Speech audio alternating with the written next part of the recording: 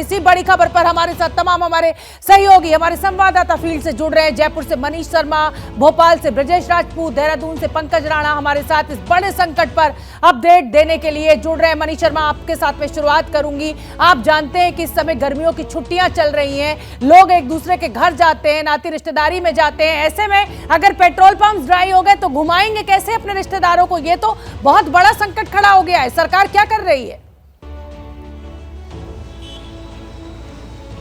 जी बिल्कुल शोभना, अगर मुश्किल की बात करें तो 33 जिले हैं राजस्थान में, जिनमें से 16 में हालात ये हैं कि पेट्रोल और डीजल के लिए मारामारी मची है। इस वक्त जयपुर के जिस पेट्रोल पंप पर मैं खड़ा हूँ, कुछ देर पहले यहाँ पर एक पेट्रोल का टैंकर आया। सुबह से यहाँ पर बिक्री बंद थी। बड़ा अद्भुत नज़ारा था। जैसे ही पेट्रोल का टैंकर यहाँ से गया, लोगों की भीड़ उमड़ पड़ी अचानक से इस पेट्रोल पंप पर, और इस वक्त भी हम देख सकते हैं कि काफ़ी लोग यहाँ पर पहुँचे हुए हैं। शोभना, बड़ा सवाल यह है कि सिर्फ एक तेल company Indian oil corporation limited के जरिए ही पेट्रोल राजस्थान में पहुँच पा रहा है। एसआर और रिलायंस के पेट्रोल पंप 15 दिन पहले बंद हो चुके हैं। घाटे का हवाला देते हुए बीपीसीएल और एचपीसीएल, ये दो कंपनियां हैं जो पेट्रोल पर पूरी तरह से राशनिंग करके बैठी हैं। राजस्थान में 6,500 से ज्यादा पेट्रोल पंप हैं, और हालात अगर यही बने रहे तो आज जो आंकड़ा 2000 पेट्रोल पंपों का है, वो कल बढ़कर 2500 तक हो सकता है। थोड़ी बहुत सप्लाई आती है, लोग टूटते हैं, पेट्रोल के लिए मारामारी होती है। जी मनीष, आप बने रहिए। मैं रुक करना चाहूंगी, भोपाल में मेरे सहयोगी ब्रजेश राजपूत मौजूद है। ब्रजेश, आपने सुना मनीष को, राजस्थान में अभी तक पानी की कमी सुनी थी। पहली बार ऐसा हुआ होगा कि इतनी किल्लत पेट्रोल की हो गई है, और यही ऐसा ही कुछ हाल मध्य प्रदेश में भी है। आपके पास क्या अपडेट, और सरकार किस तरह के कदम उठा रही है? क्योंकि कंपनियों ने तो हाथ खड़े कर दिए हैं, वो कह रही है कि साहब हमें घाटा हो रहा है, हम सप्लाई नहीं कर सकते। शोभना, मध्य प्रदेश में एक नए तरीके का संकट है। यहाँ पे खरीफ की बोनी शुरू हो रही है। किसानों को सोयाबीन और धान की बोनी करनी है, जिसके लिए सिंचाई की ज़रूरत है और उसके लिए डीजल की ज़रूरत है। और जो भोपाल के आसपास के जितने ग्रामीण इलाकों के पेट्रोल पंप हैं, यहाँ पे पेट्रोल मिल रहा है मगर डीजल मिलना तकरीबन बंद हो गया है। लोग किसानों को लौटा रहे हैं। किसान बड़ी उम्मीद से आ रहे हैं डीजल लेने के लिए, क्योंकि उनको सूखे दिनों में सिंचाई करनी है, मगर वो सिंचाई नहीं मिल रही। उसके अलावा मध्य प्रदेश में इस समय पंचायत चुनाव का दौर चल रहा है, जिसके लिए चुनाव प्रचार चल रहा है। किसानों को और तमाम प्रत्याशियों को इधर उधर जाना है, तो यहाँ भी इन सबको दिक्कत हो रही है, डीजल पेट्रोल दोनों की। इसके अलावा मध्य प्रदेश में क्या है कि पूरी जो डीलर्स का कहना है कि 30% सप्लाई कम कर दी गई है, यानी कि कुल सप्लाई 70% हो गई है। यहाँ जो डिपो भोपाल के बाहर है, उन्होंने अपनी टाइम लिमिट कर दी। जो डिपो दिन भर से देर रात तक खुले रहते हैं, वो डिपो अब सुबह एक खास टाइम में खुले हैं, और आने वाले दिनों में संकट गहराता जाएगा।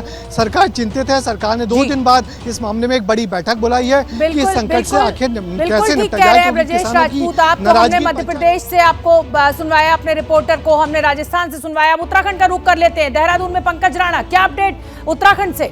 पंकज।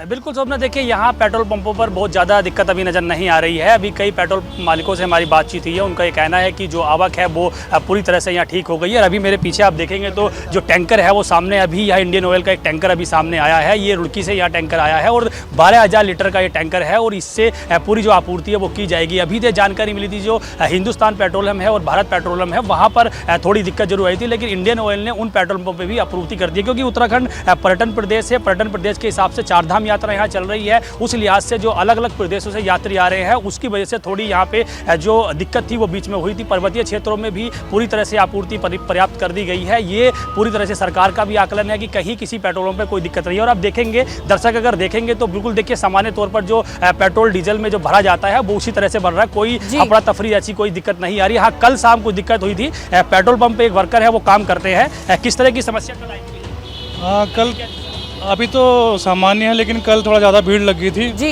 कुछ अफवाह की वजह से। लेकिन ऐसा कोई समस्या नहीं है, तेल टाइम पे आ रहा है और सब हमारे यहाँ काफी पर्याप्त तेल है। बिल्कुल, ऐसे में दिक्कत नहीं है, कोई दिक्कत ये नहीं बता रहे हैं शोभना। और अभी पेट्रोल पंप पर बिल्कुल, और जैसा कि हमारे तीनों सहयोगी बता रहे हैं, देखिए राजस्थान और मध्य प्रदेश में संकट बड़ा है, लेकिन अगर उत्तराखंड की बात करें तो वहां पर अब सप्लाई ठीक हो रही है। 4 धाम की यात्रा चल रही है, और इसी को देखते हुए वहां पर सप्लाई को बढ़ाया गया। और देखिए, ये अगला ग्राफिक्स हमने जो तैयार किए वो आ चुके हैं। तेल संकट अगर बढ़ा तो फिर क्या होगा? सामानों की किल्लत हो जाएगी। जो रोजमर्रा की फल, सब्जी, दूध की सप्लाई होती है उस पर दिक्कत आएगी। आवाजाही पर असर होगा। एक स्थान से अगर दूसरे स्थान जाने का गर्मियों की छुट्टियों में आपने प्लान बनाया है तो वो खटाई में पड़ सकता है। सप्लाई चेन टूटने से संकट बढ़ेगा। जिस फल सब्जी का मैं जिक्र कर रही हूं, ऐसी तमाम रोजमर्रा की चीजें हैं जो रोजमर्रा के आधार पर रोजाना ट्रकों के जरिए एक स्थान से दूसरे स्थान पहुंचती हैं। बिजली व्यवस्था जो है वो चरमरा जाएगी। खेती के काम जो है वो प्रभावित होंगे। जनरेटर्स काम नहीं करेंगे। ऐसे में किसानों के लिए दिक्कत हो सकती है।